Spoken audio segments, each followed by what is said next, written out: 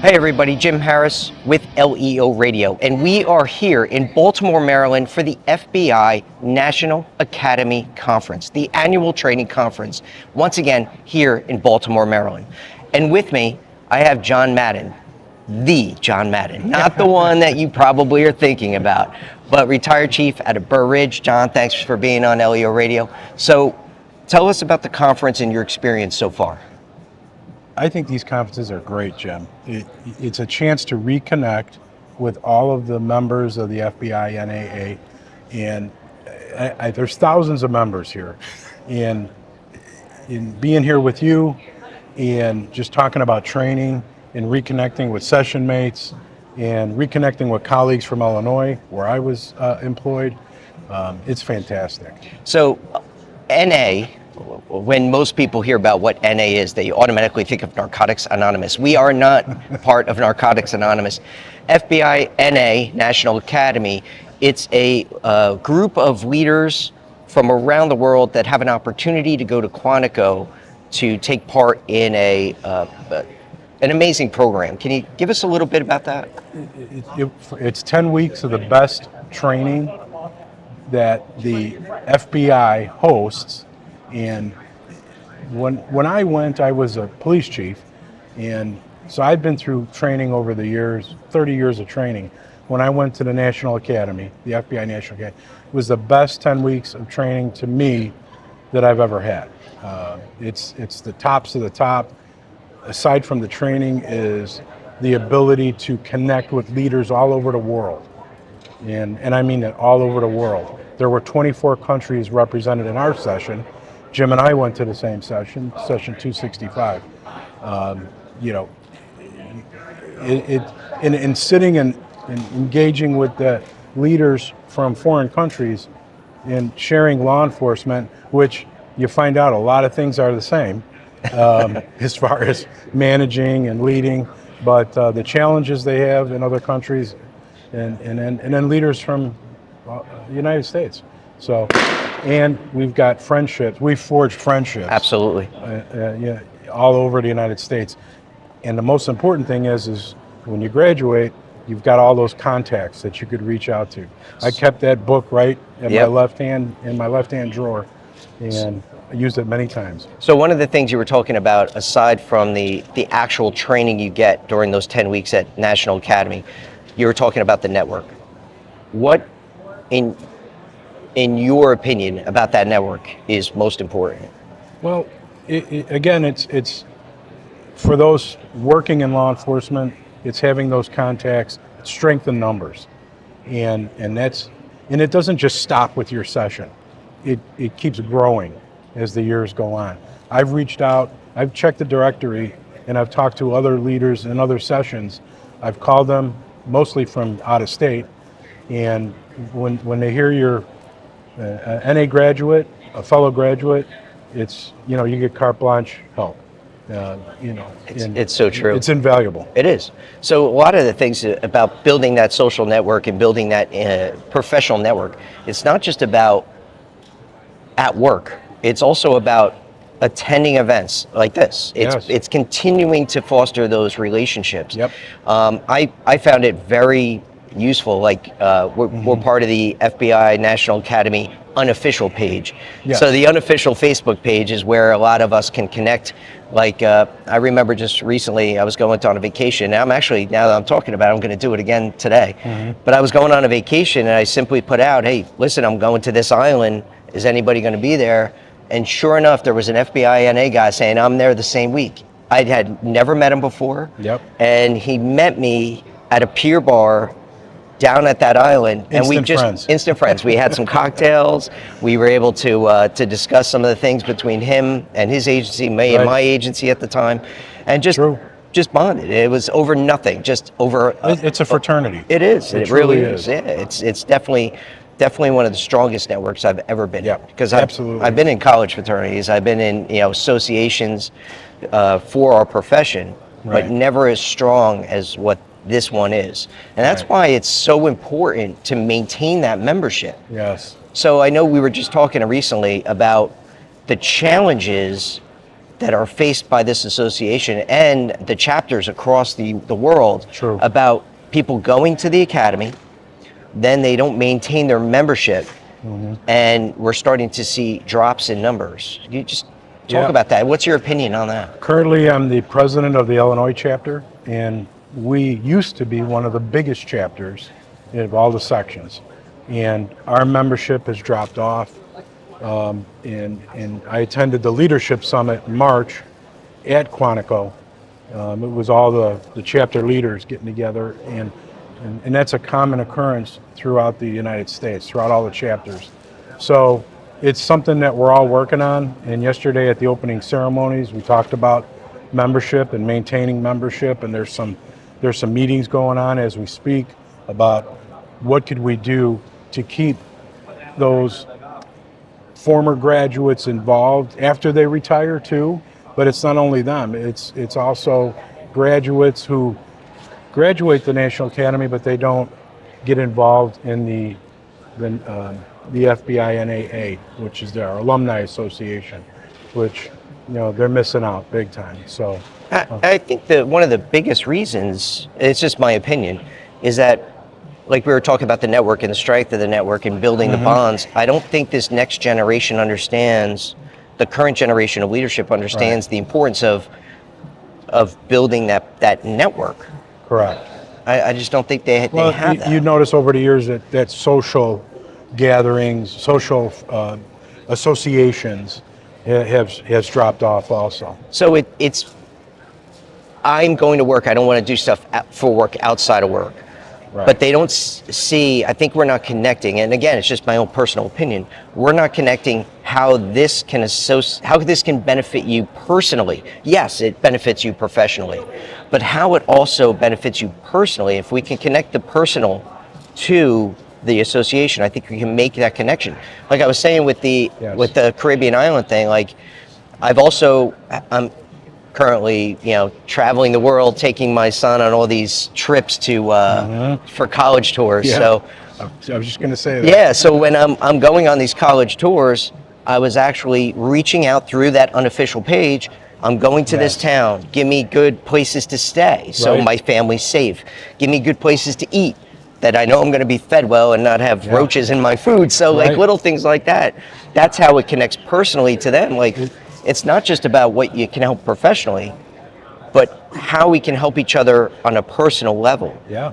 And if your son or daughter is attending a college out of state, and you're looking for a residence off campus. Oh God, yeah. And that's just one of many examples. I mean, we can go into a multiple. Mentoring too. Yeah. The retirees, the graduates that have attended session 82, 81. I mean, there's mentoring that goes on throughout the organization. Oh yeah. So very valuable. And then you think about, you talked about retirement, the retirees.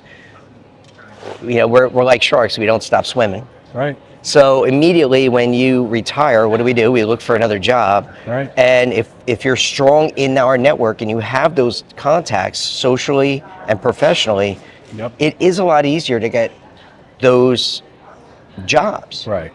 So I do agree with that. So for me as a police chief, the dedication that somebody puts forth to attend the National Academy says a lot. It does. About the person.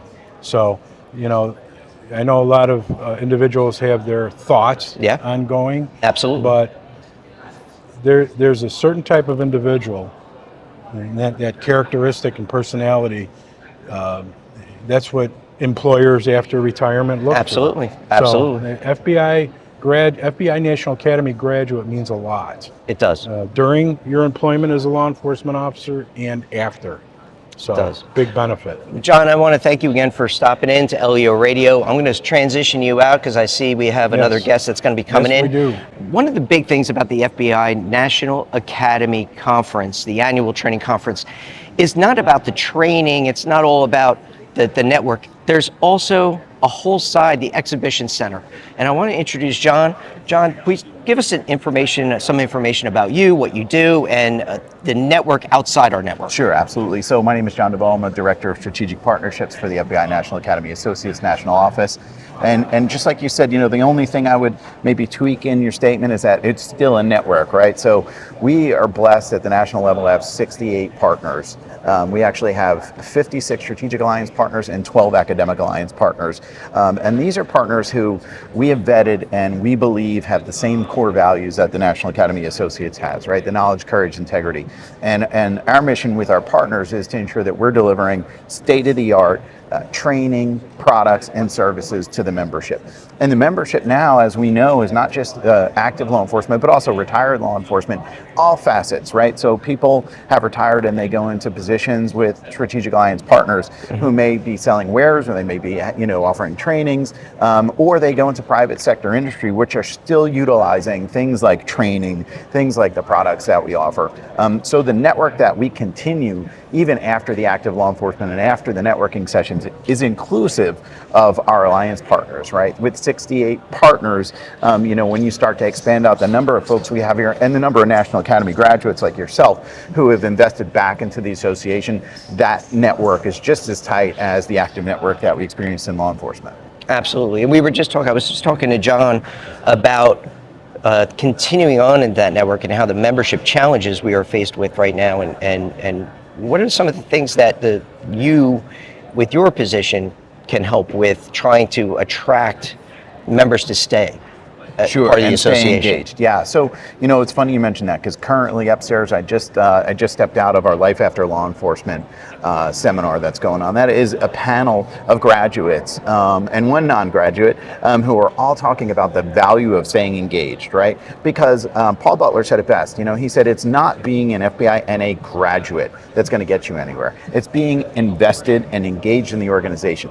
And I think we all know it's not just a resume, right? Because you have to survive beyond what's on paper. Absolutely. And you survive through relationships, and that's what this organization thrives on. It's relationships. It's knowing someone, not necessarily always knowing the answer, but knowing someone who could help you find the answer. And when it's your time to step into the private sector, man, with our network of people, you can make a phone call and find out, hey, I'm interested in XYZ. We may not know XYZ, but we'll know somebody that does, and we can make the introductions. And that's what is really probably one of the most enjoyable experiences. If someone that I know comes up and says, hey, I'm ready to pull the plug, and I'm looking for a life after law enforcement, and we start to have a conversation. You tell me your interest, and I say, hey, you know what? I have a partner who does that. I have a partner looking for NA grads, because people want NA grads, right? Mm-hmm. Let's not mince words. They like to see the shield. They like to see the yellow brick because of our network. Absolutely. But the thing is, in order to start the conversation with me, I have to know who you are. So you have to be engaged at the national level. You have to be an active member. You have to come to chapter events. And for me, it's important that you're supportive of our strategic alliance partners like Jay Harris, right? Because these are the people who believe in us. They've invested back in our organization. So all I ask is, of our members, especially the active duty members, is, hey, take a look at our website. We have these great signs all along the concourse here that list our strategic partners, and there are 68 of them who have said the NAA is an important part of our well-being, of our business, and we're going to invest in them. And in 2025, people are having to make decisions, one organization over the other. And Absolutely. Consistently, people are choosing us. So when it comes time for the selection of a product, service, or a training for your organization, please look at the list and at least give our folks a shot. Give the people that support our organization the opportunity to earn your business, and that's all we ask. Absolutely. Now, before we go, I just want to end with one more question. A lot of your strategic partners and other organizations are here for the annual training conference at an amazing exhibition hall filled with a ton of vendors and strategic alliance partners. Can you just briefly touch upon that? Sure, absolutely. I mean, it's vital to our existence, right? We could not put on the type of event that we're putting on here without the support of the people who are in the exhibit hall. And we have a phenomenal exhibit hall, and we're doing some great engagement in the hall. In fact, we have some really cool treats this year where we're going to be serving cookies and ice cream and pretzels and coffee and espresso, all types of things in a lot of the different booths. We have two key events. One took place last night, another taking place this afternoon. And it's so important, and we ask that everyone here make their way way to the exhibit hall, walk through, shake some hands, tell some stories, meet some people, find out what those in the booths can offer for you or your organization. Because again, without that hall being as full as it is, we wouldn't be able to have such a great experience. Absolutely. John, I want to thank you very much for stopping in and talking with us. My pleasure. I appreciate it. Thanks, Jim. Thank you very much for stepping in and watching LEO Radio. We'll see you at the next conference. This podcast is brought to you by the J. Harris Academy of Police Training. J. Harris Academy of Police Training is based in New Jersey and provides law enforcement training services nationwide for promotional examinations, use of force, supervisory development, and other key areas within law enforcement. This podcast is utilized to discuss key topics occurring within the profession. The opinions and information provided is for entertainment purposes only. In an effort to provide this, we often purposely discuss opposite views and opinions to spark conversation and develop discussion points. The contents of the show and show notes are all copyrighted. All blog posts, podcasts, and show notes that are distributed to the public for free can be redistributed via hard copy or electronic copy for free, only if the J. Harris Academy of Police Training is included as the acknowledged author within the actual media that is redistributed. This entire disclaimer also applies to any guests or contributors to the podcast or blog. Under no circumstances shall the J. Harris Academy of Police Training, any guests, contributors to the podcast or blog, or any employees, associates, or affiliates of the company be responsible for damages arising from the use of the information provided.